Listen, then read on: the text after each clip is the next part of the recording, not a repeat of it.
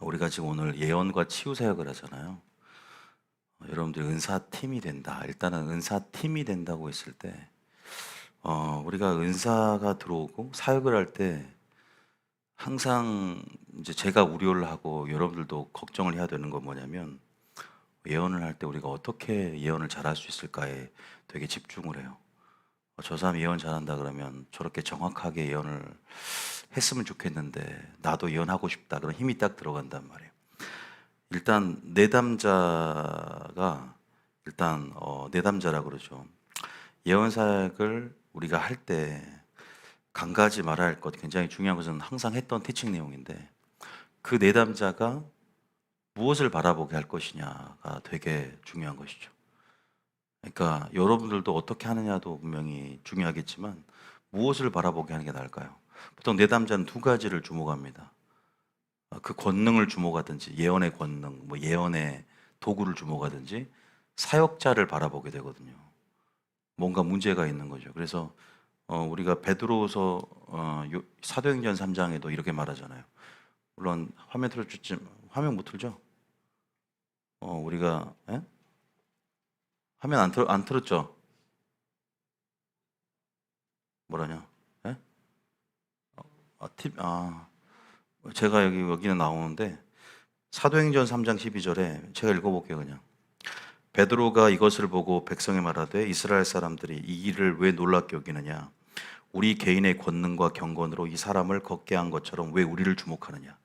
사람을 주목하든지 경건을 주목한다는, 그게 아니라 뭘 주목해야 될까요? 어디로 이끌어야 될까요? 우리가 바로 하나님의 예언이라는 도구가 아니라 사랑을 느껴야 되고, 하나님의 뜻으로 인도함 받아야 되거든요. 사역자가 아니라 하나님께 영광 돌려야 되는데 이걸 놓쳐요. 그러니까 예언하면 나도 잘하고 싶다, 이게 욕심이 커져 버리는 순간 문제가 생기는 거죠.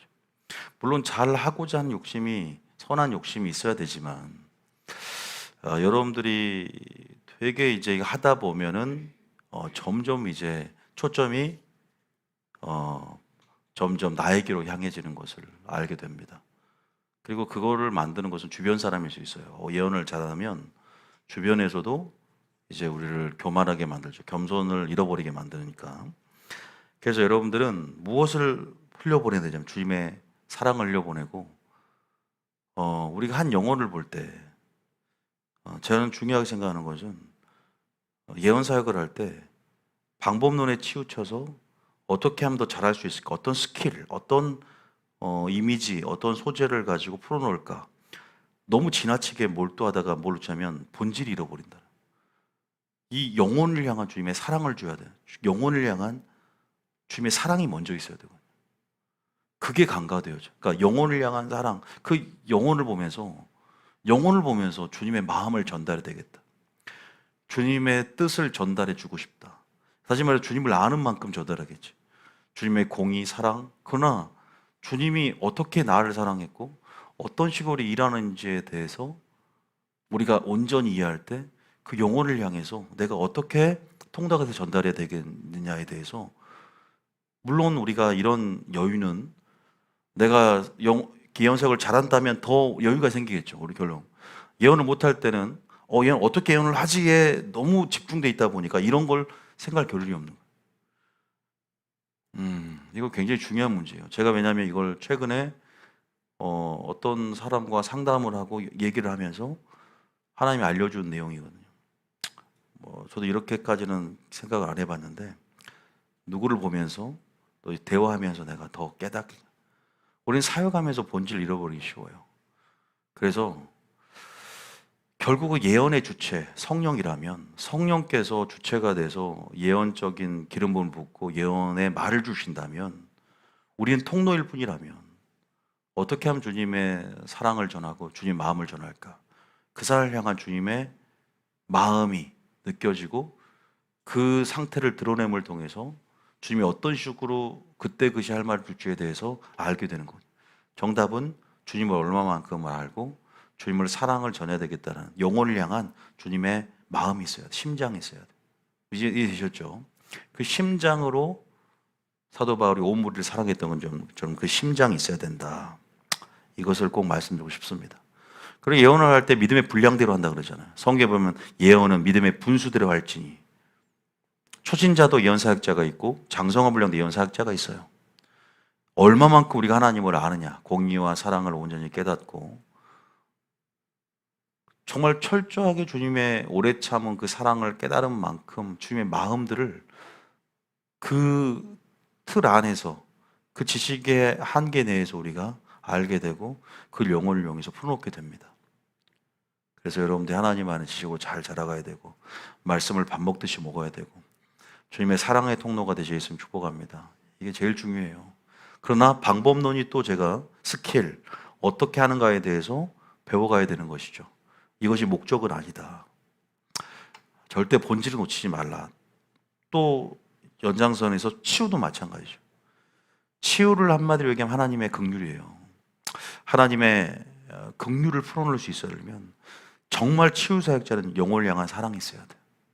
예언 사역자도 영혼에 대한 사랑이 있어야만 그 사랑의 진정이 완성이 되는 것인데, 율법의 완성은 사랑이잖아요. 하나님의 일의 완성은 사랑이에요. 그 사람을 향한, 영혼을 향한 사랑이 있어야만이 치유 사역자는 온전한 통로가 돼요. 그냥 기름 부음이 임하고 손에 전기 신호가 오고 뭔가 내게 신의 연사가 있는 것 같다, 손 한번 얹으면 병이 낫네, 이게 아니라 하나님의 통로가 되고 싶고 하나님의 사랑, 그 긍휼하심을 풀어놓고 싶은, 그 영혼을 보시고 민망히 여기사 나오는 자들을 하나님의 사랑 가운데, 그죠? 반응했던 것들이, 사역했던 것들이 그 기적이 사랑의 결과라는 것을 알고 우리가 충분히 주의 마음과 심장을 가져야만이 진정 그 사랑이 완성이 된다. 이거를 모르면 너무 기계적으로 움직인다. 그리고 이 사역에 있어서 이 본질을 놓치면 뭐가 이렇게 안고 없는 찐빵, 본질 없는 껍데기 같은 그냥 사역. 물론 왜냐하면 하나님께서 은사 부르심 후회가 없기 때문에 예전에 내게 기름 부었던 예언적인 은사라든지 감각이라든지 뭐 신유라든지 나타날 수 있어요. 죄의 이름으로 귀신을 쫓아낼 수 있지만 항상 완성의 측면, 완전의 측면은 본질이 부각이 돼야 돼요. 하나님의 사랑이, 그죠? 예언을 통해서 풀어지고 하나님의 사랑이 치유를 통해서 풀어줘야 된답니다. 그러면 그 내담자가 주님의 사랑을 느끼는 거예요. 주님의 임재를 느끼는 거예요. 주님께 영광 돌리는 거예요. 그래서 베드로가 아까 한 말, 베드로가 이것을 보고 백성에 말하되 다 놀랍게 여겨. 어디에 주목하냐? 권능과 경건으로 이 사람을 걷게 한 것처럼 왜 우리를 주목하느냐? 주목하는 것이 어디에 되느냐? 이것이 굉장히 핵심 포인트입니다. 이걸 아까, 이건 언제 줬냐? 문을 열고 들어오는 순간 이걸 주시더라고요. 제가 약간 겸손 사랑을 더 적었는데, 하나님이 계시를 주는 포인트는 주시옵소서 할 때는 안 줘요. 어느 순간 똥을 쌀 때 준다든가 예기치 않은 순간에 하나님이 확 줄 때는 빨리 받아 적어야 돼. 정말 그래요.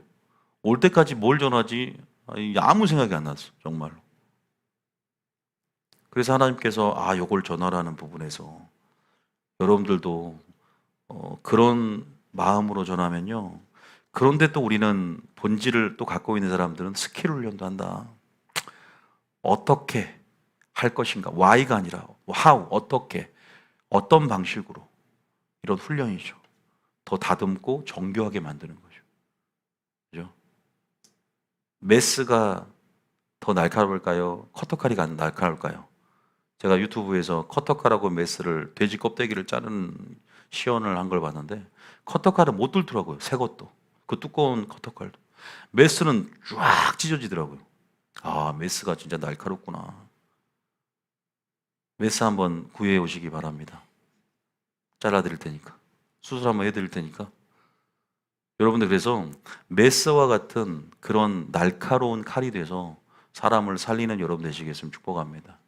도구도 그렇게 날카롭게 우리가 깎고 정교하게, 성경에 말하면 스킬풀이라 그래요. 공교하다. 다윗이 수금을 공교하게, 그만큼 아주 전문가스럽게 계속 교육받고 또 예언은 티칭 받고 코칭 받아서 여러분들이 실력을 함양하시고 또 이렇게 모여 있다는 게 굉장히 의미가 커요. 아우 뭐 굳이 이렇게 나와서 시간도 아까운데 그 몇 분 하려고 나와야 되나, 나오는 게 의미가 엄청 크단 말이에요. 왜냐하면 이 기름 부음의 사역이라는 것은 하나님이 행하시는 차원에서는 성실도도 체크를 받아요. 그리고 모였을 때의 은사사역이라는 건 남을 섬기는 거기 때문에 이 모임의 의미가 강력해요. 이거 혼자서 그냥 하도 되는 문제인데 너무 시간이 아까운데 들은 거에 비해서는 뭐 이렇게 생각할 수 있지만 별거 안 했어도 나오는 발걸음, 나와서 모이는 어떤 모임의 역사, 이게 굉장히 큰 의미가 있거든요. 그래서 저는 이 은사사역은 또 이렇게 공동체가 분명히 모임을 통해서 모임의 역사가 기름 부음이 활성화가 되고 이 모임을 통해서 하실 일들이 있기 때문에 여러분들이 절대 발걸음이 헛되지 않고 지금 이 모임을 시작할 때 이미 기름 부음이 부어지고 있고 사모하게 될 때 또 그러니까 여러분들은 이 모임의 가치, 이 공동체 가치를 좀 크게 보셔야 돼요. 이것이 얼마나 큰 가치가 있는지. 성경에도 연합, 하나됨 이런 것에 대해서 굉장히 많은 말들을 해요. 예수님께서도 모이길 힘쓰라. 왜 그럴까? 이유가 있으니까 모이는 거죠. 잘 모이셨습니다. 제일 중요한 것은 사랑. 아시겠죠? 주님의 심장, 주의 마음. 나는 통로일 뿐이다. 그럼 하나님이 역사하더라. 왜? 이게 뭐냐면 그 자체가 겸손이잖아요. 다음에 겸손한 자에게 은혜를 주신다. 그래서요, 영혼을 향한 주님의 마음을 해보게 되구나. 저도 사역을 하면서 계속 그걸 크게 깨닫거든요. 물론 제가 하나님을 전하는 통로지만 결국은 합격선은 어디에 있냐면 한 영혼을 향한 주의 마음을, 영혼을 보신 주님의 마음을 주님이 그걸 보면은 합격선으로 봐요. 그게 가장 중요한 어떻게 보면 관문이에요. 왜냐하면 대형교회가 되면은 성도를 덩어리째로 볼 수가 있어요. 물론 어떻게 보면은 이것이 사랑같이 보이지 않은 교만이로 보이기도 하고 또 교만같이 보이는 사랑이기도 해서 성도들이 구별이 어려울 수 있어요. 공의를 얘기할 때는 때로 사랑이 없어 보이기도 하죠. 공의로 치리할 때는 사랑이 없어 보이기도 해요. 근데 그것이 때로는 하나님의 훈련 안에서 사랑의 치리 방식이기도 합니다. 그래서 하나님은 폐부를 감찰하면서 그 중심 안에 정말 영혼을 향한 사랑은 얼마만큼 그 영혼에서 중부하고 있느냐. 물론 사람이 다 판단할 수 없어요. 항상 그 사람이 사랑이 없는지는 자기가 잣대가 돼서 인본주의 사랑으로 잣대가 돼서 그 사람을 평가할 수도 있고 이 사람의 됨됨이나 인격을. 하나님의 관점은 또 틀리잖아요. 폐부를 감찰해서 진리 안에서 그 사람이 살려고 하느냐. 그게 겸손이란 말이에요. 진리 안에서 영혼, 진리와 주님의 관점으로 그 영혼을 보려고 하느냐. 이게 진짜 사랑이거든요. 그래서 우리는 진리의 관점과 진리의 안경을 끼고 또 진리로부터 배운 그 사랑들을 흘려보내야 된다고 생각을 해요. 노력해야 되고 또 성령 안에서 성령이 그걸 도와주시니까 성령 충만할 때 그 사랑 흘려보낼 수 있고 또 성령의 도우심을 따라 은혜로서 그걸 감당하게 하고 사역을 하고 사랑하게 하기 때문에 성령 충만하고 늘 진리 충만할 때 진정한 사랑도 나온다. 그래서 그런 부분에 우리가 준비가 돼야 되는 부분인 것 같아요. 저도 숙제고. 그래서 여러분들이 얼마만큼 지식이 아니라 하나님 아는 갈망 속에 주님을 배우고 또 순종하는 거 주님이 사랑하는 거예요. 주님을 배우면서 체득하고 또 내 체질이 되고 그래서 결국 그것이 이제는 남에게 그대로 흘려보내고자 하는 내 마음속에 차니까 넘쳐 흐르니까 넘치니까 흘러 수밖에 없잖아요. 그래서 이거 치환되는 거예요. 받는 사랑에서 주는 사랑으로. 그러면 그렇게 하나님 앞에 흘려보낼 때 얼마만큼 그 사랑을 통해서 내담자가 또 치유받는 사람이 예언받는 사람이 감동을 받죠. 공의를 전해도 주님의 사랑을 느끼는 거야. 나를 사랑하고 나를 기다려주시고 그러니까 그런 식으로 주의 마음을 풀어낼 수 있어야 돼요. 당신은 3일에 죽을 것 같아요. 그냥 그러니까 아주 지혜롭지 못하게 예를 들어서 그렇게 봤더라도 얼마만큼 하나님의 언어로 하나님의 마음을 담아서 우애하는 것은 그 사람을 향해 섬기고자 하는 마음이고 그 마음을 전달해주고 싶은 마음 안에서 굉장히 지혜가 있어야 돼요. 그냥 보인 대로만 전하는 게 아니야. 그래서 굉장히 지혜가 더해져야 되고 학식이 아니라 영적 지식이 더해져도 주의 마음들이 들어와야 돼. 그럼 그 순간 그때 그시 할 말을 주시면서 입을 채워주시면서 그 사람 임재로 권면과 위로와 안위를 통해서 하나님의 뜻으로 사랑으로 이끈다. 믿습니까? 공의도 그 사람 우위할 수 있거든. 똑같은 말이라도 교만한 게 보여. 그래도 좀 더 하나님께서 겸손할 때 그래서 교만하다는 마음을 줬어. 예를 들어서 그럼 당신 교만하답니다. 당신 교만해요. 이렇게 정죄하듯이 하는 게 아니야. 예언은 단순히 그렇게 말할 때로는 있을 수도 있겠지만 그거보다 지혜로운 방식은 어떤 게 있을까요? 때로는 그게 딱 보일 순간 들어와도 예언은 멈칫하는 게 아니잖아. 바로 그게 숙달이 돼야 돼서 하나님께서 좀 더 겸손할 때 우리 집사님을 더 높이기를 원한다는 마음을 주시고 막의 참소 가운데 그죠?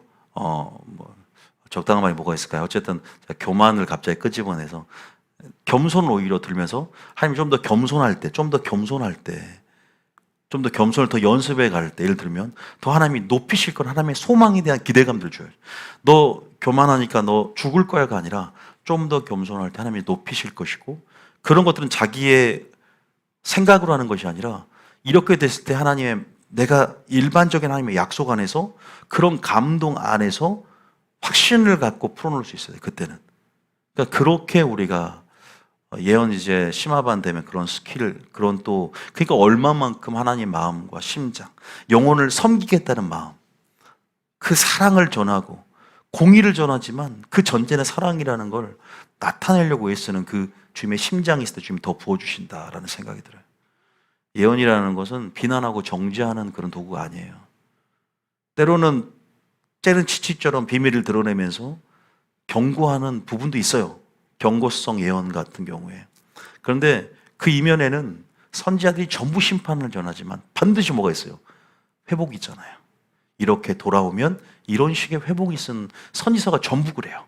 아무리 아모스가 신랄한 비판을 하지만 회복이 있어, 그 안에는. 여러분들이 그런 부분에서 하나님의 마음을 우리가 심장을 계속 달라고 하고 그래서 한 영혼을 향한 주님의 관점과 주님의 사랑과 때로는 공의의 관점, 죄를 향한 주님의 공의의 관점도 우리가 온전히 균형을 위해서 갖추게 될 때 하나님 여러분을 진정한 깨끗한 통로가 되었을 때 선한 예비되는 도구로 사용하게 될 줄 믿습니다. 치유도 그런 것 같아요. 여러분들 그걸 얼마나 지금 이해한지 모르지만요. 계속 이해갈 겁니다. 그러니까 여러분도 저의 사역을 들어도 한 면만 보면 안 돼요. 총체적으로. 그러니까 우리 교회 와서 한 면만 대서 공의가 왜 이렇게 말씀이 세? 심판만 전하니까 눌리죠. 그런데 저의 사역의 총체적인 면, 그죠? 통전적으로 모든 사역들에 대한 흐름들을 읽으면 이해가 되는 부분이 있고 그 안에 결국 주님의 사랑과 공의의 균형을 맞추고자 하는 그러나 이 세대 가운데 공의를 부각할 수밖에 없는 주님의 마음. 그래도 그것이 하나님의 사랑이라는 것이 아마 흘러가는 것들을 발견한 사람은 발견할 텐데 꼭 보면 시험 들 때는 한 편의 설교만 듣고 하나님의 성품을 오해하거나 주관적으로 판단할 때 미스가 나는 거죠. 그게 좀 저는 어쩔 수 없는 거죠. 그런 거. 여러분들이 그런 부분들을 이해하시고 오늘 제일 중요한 건 저는 따로 티칭보다는요. 여러분들이 알고 있어요. 다. 지금 평소에 지금 말씀을 듣는 것도 다 훈련이에요. 평소에 기도하는 게 다 훈련이야. 지금 오늘은 바로 예언 사역에도 부족함이 없어. 바로 이렇게 예언 사역을 시작하고 해봐도 항상 준비되어 있고 기름 부음도 계속 들어왔고 설교도 계속 들어오면서 우리는 지금 우선순위, 초점, 목적, 동기가 예수님께 맞춰져 있고 계속 주님이 그런 식으로 훈련시켜왔기 때문에 저는 오늘은 제가 젓가락으로 콕 집어서 핀셋 핵심 노트만 좀 해준 거예요. 그다음에 겸손과 사랑, 예수님의 사역 그대로 여러분 따라가시게 예수님 축복합니다. 오늘 예언 사역을 한두 명 하고 치유 사역을 좀 하는데요. 그래도 한번 이렇게 사역을 하면서 기름 부음이 풀어지니까 사역은 반드시 풀어야 합니다. 사역을 통해서 기름 부음이 활성화가 되고 계속 부어지니까.